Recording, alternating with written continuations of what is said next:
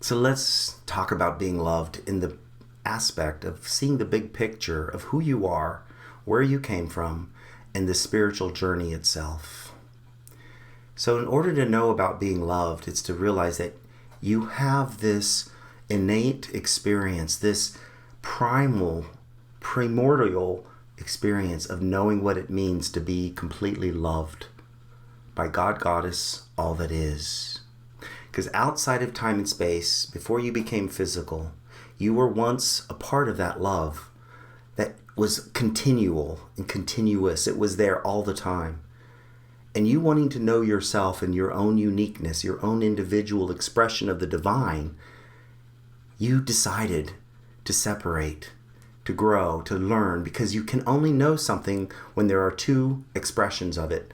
You needed to create a world of duality in order to self-reflect. So the oneness of God, Goddess, all that is, which is the source of who you are, wanting to know itself separated into duality, into the polar opposites, where the oneness of all that is, the nirvana, the source, the Holy Spirit, whatever name and label you give it, divided into Goddess and God. God, Goddess, all that is the Trinity. Now, in a chauvinistic world of religion and built and based upon the ego and a God made in the likeness and image of the ego, man, created the masculine chauvinistic version of Trinity, which means it's only masculine. In the chauvinistic world, it says God is got to be powerful, so it must be a man. So it must be God the Father and then the God the Son. Females, they aren't powerless, or they aren't powerful. They're powerless according to old teachings of religion that we're luckily shedding and moving beyond in our world. But the one becomes two. So you were once connected with all that is, and then you chose to separate, saying, I will return one day, I will come home, but knowing myself, knowing the unique individual expression of the divine that you are.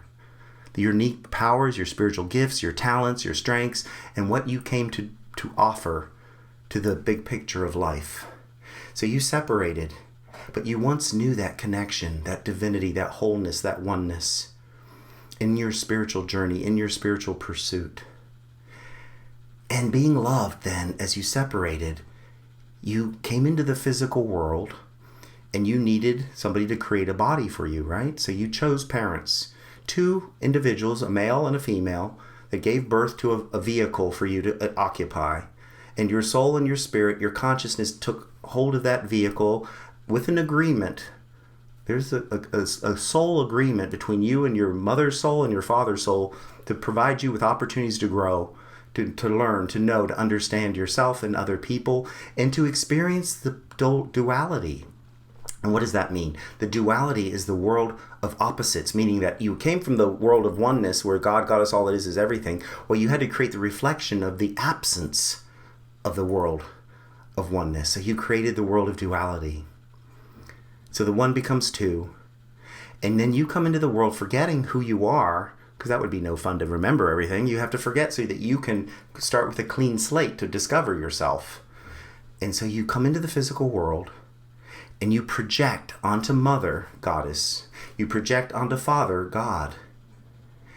And then you expect them to give you the same love that you once innately, primordially remember, which is their love 24 hours a day, 7 days a week, where you cannot escape it. But unfortunately, these are two human beings. And so it is every parent's job to fail at providing you with perfect love. Because if your parents had given you the perfect love that you yearn for, that you seek to be loved on that level, you would stop your spiritual growth. So no human being can give you the love that God, Goddess, all that is gave you. Even though they're an expression, reflection of that love, most of the people don't realize that they are. So the parents that you had most likely didn't realize that they were connected to the divine. And even if they were, they're still now functioning in a world of duality, separation. And in that duality, there seems to be separateness. It appears that way. And so when Father has to go to work, to a little child, love just left. And when Father comes home from work, love has returned. Because you begin to look through the eyes of your ego, and you start to relate to the world physically through the ego self, which is the part of you that you need in order to create this world.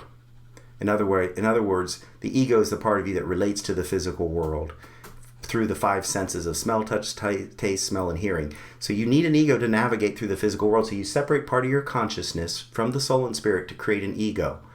And that's the part that helps you to get through life, to protect you, to make you safe, to know that, if you fall down, you're going to get hurt. It's there to protect you. It's not a mistake. You all need an ego. We all have an ego. As long as we're physical, we need one. But now that ego misunderstands and says, well, why am I not getting the perfect love from mother? Why am I not getting the perfect love from father that I once felt and I know is possible? And what it decides to do is it says, I know why, because I don't deserve to be loved. Something's wrong with me.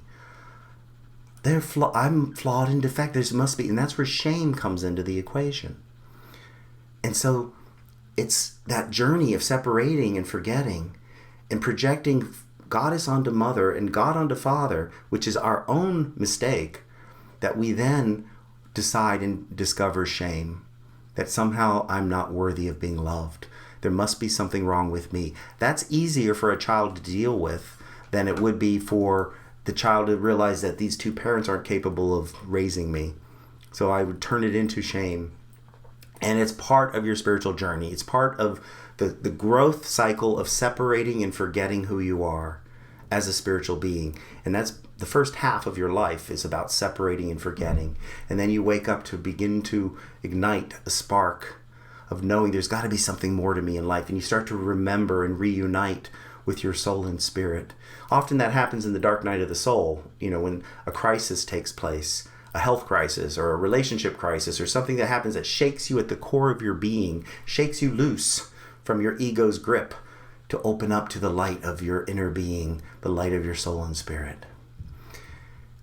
And so being loved is about understanding that I projected and learned love in an erroneous way by projecting it onto my parents. And what my parents taught me is love is to suffer. Love is to sacrifice. Love is difficult. Love is a challenge. Love is to, make sure you follow all the rules and be a good little boy or be a good little girl. And you go along doing that your whole life and thinking that's what love is.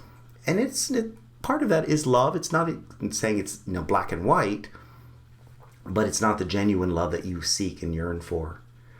And when you can discover and realize, no, there's a different love, and that God, Goddess, all that is, the essence of who I am is the consciousness of love, that I already am love.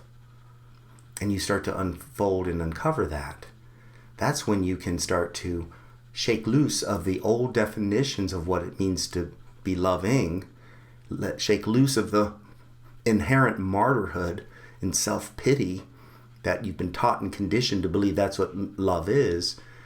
And so you go into, as a little child, you begin to project. You project what you've been taught and conditioned to learn. And that you realize when I feel sorry for myself, self-pity, I get attention. And attention feels like love to me. So when mommy and daddy are too busy with the other kids, if I fall down and hurt myself and they come running to help me out, I'm getting love, I'm getting attention. And that becomes the basis of the ego's dysfunction of what love is.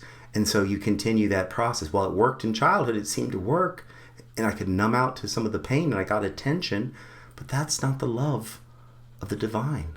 That's not what it means to be loved. And yet, it is a substitute that many people function and continue without questioning that this is what love is. And that's when it becomes a major problem. And so being loved then is a journey of remembering who you are, of reuniting with the essence of your being. And what is being loved all about? It allows and affords you to know that God, Goddess, all that is, loves you enough that God, Goddess, all that is, allows you to create your own reality. Does not interfere, does not stop you from creating the pain and the separation and the because it knows that you can learn and grow and understand yourself through that process, but only to a certain point. And once you've learned all the lessons that pain and fear can teach you, you need to lift to a higher octave. And it's usually those lessons of fear and pain that paint you into a corner, so to speak, and then you get stuck. And that's usually when the dark night of the soul or the crisis, something happens to wake you up. And that's when you continue your spiritual journey of remembering who you are and awakening this dormant love that you have always had deep within you, the love of your being. And being loved by yourself is a part of the equation.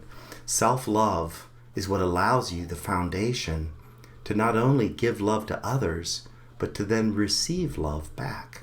So self-love is essential to being loved, but it's not quite the same thing. When you love yourself enough to know that you are an expression of love, then you can open up and you can expand and you can share who you are with the rest of the world. And you can then give love, not out of struggle and martyrhood and pity, but to give the light of love, which is what? What does love do? In the very rudimentary, love pays attention to detail. Love pays attention. And secondly, love gives. Love gives and responds by being understanding. By seeking to understand, by seeking to know, but by being understanding. So paying attention and seeking to understand is the foundation of what love is.